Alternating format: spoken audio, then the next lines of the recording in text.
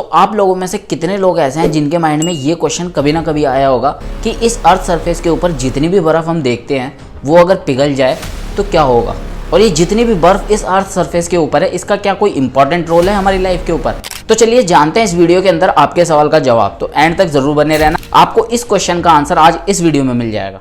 तो सबसे पहले हम जान लेते हैं कि अर्थ सरफेस के ऊपर बर्फ कहाँ कहाँ पाई जाती है और कितनी है।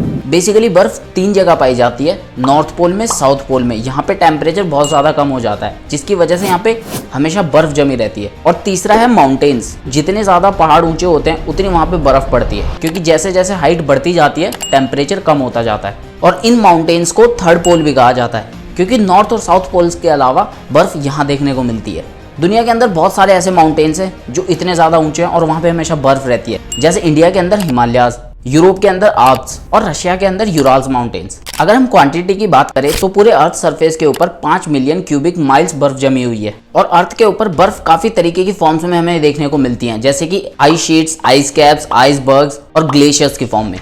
तो चलिए अब जान लेते हैं अगर ये सारी बर्फ पिघल जाए तो इसका दुनिया के ऊपर क्या असर पड़ेगा। तो ये तो हमें पता है कि जब भी ग्लेशियर्स, आइसबर्ग्स जब ये पिघलते हैं तो एट द एंड जाके ये ओशन के अंदर मिल जाते हैं और इस वजह से ओशन का सी लेवल बढ़ जाता है। तो ये अमाउंट है, अगर पूरी बर्फ पिघल जाए तो ओशन का लेवल 70 मीटर से भी ज़्यादा बढ़ जाएगा।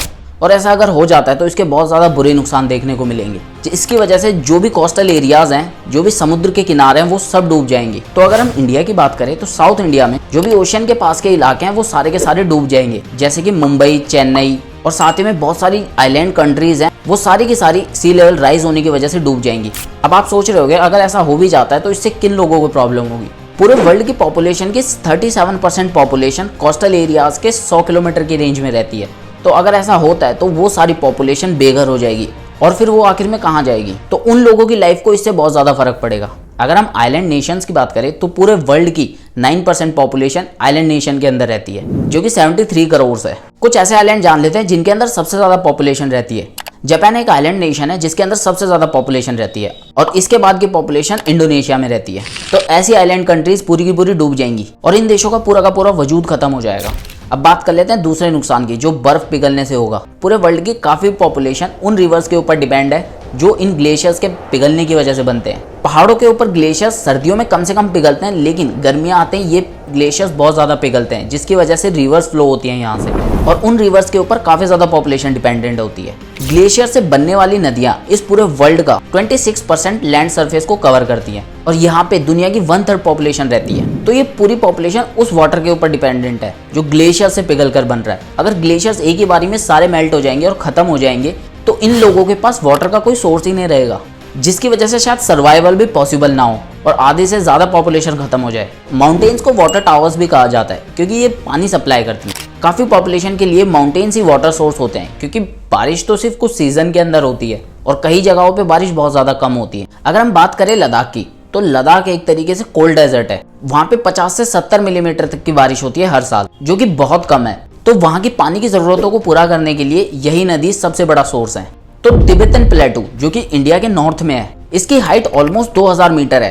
तो यहाँ पे बहुत ज़्यादा ठंडा क्लाइमेट होता है और यहाँ पे बहुत ज़्यादा ग्लेशियर्स देखने को मिलते हैं और इन ग्लेशियर्स के पिघलने की वजह से यहाँ से दुनिया की काफ़ी बड़ी बड़ी नदियाँ निकलती हैं। कुछ एग्जाम्पल्स ले लेते हैं। चाइना की सबसे बड़ी नदी यांगसे नदी और वर्ल्ड की 3rd लॉन्गेस्ट नदी इसी प्लेट्यू के ग्लेशियर्स से निकलती है। इंडस नदी, जो कि इंडिया में बहते हुए पाकिस्तान तक जाती है, वो भी यहाँ की ग्लेशियर्स से निकलती है। और तो और इंडिया के अंदर गंगा नदी भी यहीं से बहती है, जो कि इंडिया की सबसे बड़ी नदी है। और भी काफ़ी ज़्यादा नदियाँ हैं जो यहाँ से निकलती है और ये पूरी की पूरी नदियाँ ग्लेशियर्स के ऊपर डिपेंड है। अगर ग्लेशियर्स ही खत्म हो जाएंगे तो इन नदियों का वजूद भी खत्म हो जाएगा। तिब्बतन प्लेट्यू के ग्लेशियर से निकलने वाली नदियों के ऊपर ऑलमोस्ट 1.4 बिलियन पॉपुलेशन डिपेंड करती है। अब बात करते हैं इससे होने वाले तीसरे सबसे बड़े नुकसान की। इसका सीधा सीधा फर्क पड़ेगा हमारी खेती के ऊपर। जो नदियाँ ग्लेशियर्स के पिघलने की वजह से बनती हैं, उन नदियों के पानी से काफ़ी ज़्यादा किसान अपने खेतों की सिंचाई करते हैं। अगर हम पूरे वर्ल्ड लेवल पे देखें तो 129 मिलियन फार्मर्स ग्लेशियर्स के पिघलने वाली नदियों के ऊपर डिपेंडेंट है अपनी खेती के लिए। तो अगर ये नदियाँ खत्म हो जाएंगी तो दुनिया के अंदर खाने की भी कमी हो जाएगी और इससे भी पता नहीं दुनिया के अंदर कितनी पॉपुलेशन खत्म हो जाएगी। अगर हम बात करें चौथे नुकसान की, तो इन नदियों के ऊपर काफ़ी ज़्यादा डैम्स बनाए जाते हैं और उन डैम्स की मदद से हाइड्रो इलेक्ट्रिसिटी जनरेट की जाती है, जो कि इस वर्ल्ड के अंदर काफ़ी ज़्यादा ज़रूरी है। इस पूरे वर्ल्ड की 1/6 इलेक्ट्रिसिटी हाइड्रो पावर प्लांट से जनरेट की जाती है और बहुत ज़्यादा कंट्रीज ऐसी हैं जो काफ़ी हद तक डिपेंड करती हैं हाइड्रो इलेक्ट्रिक पावर पे। अगर हम उनके एग्जाम्पल लें तो ब्राज़ील जो कि साउथ अमेरिका की कंट्री है, यहाँ की 64.9% इलेक्ट्रिसिटी हाइड्रो पावर प्लांट से जनरेट की जाती है। कनाडा यहाँ की 61.5% इलेक्ट्रिसिटी हाइड्रो प्लांट से जनरेट की जाती है। और नॉर्वे यहाँ की 88.2% इलेक्ट्रिसिटी हाइड्रो इलेक्ट्रिसिटी है। तो इन सब कंट्रीज़ को इससे काफ़ी ज़्यादा फर्क पड़ेगा क्योंकि ये पूरी डिपेंडेंट है हाइड्रो इलेक्ट्रिसिटी पर।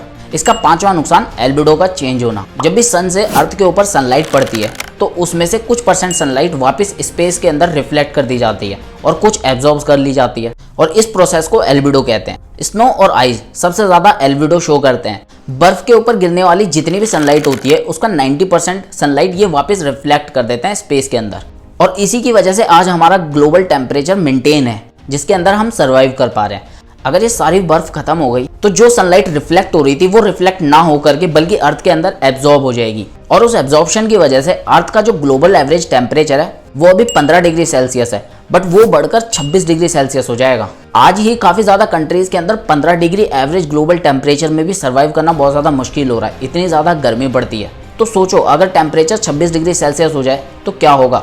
बिल्कुल सर्वाइवेबल कंडीशन नहीं होंगी इस दुनिया पे और शायद इंसान इस दुनिया से ख़त्म ही हो जाए। छठा इसका नुकसान ये होगा कि इससे काफ़ी ज़्यादा डिजास्टर्स सिचुएशन डेवलप हो जाएंगी, जैसे कि बाढ़ आ जाना, लैंडस्लाइड, सॉइल इरोजन और एवलांचेस। और पूरे वर्ल्ड की 720 मिलियन पॉपुलेशन माउंटेन्स पे रहती है जो कि वर्ल्ड पॉपुलेशन का 12% है।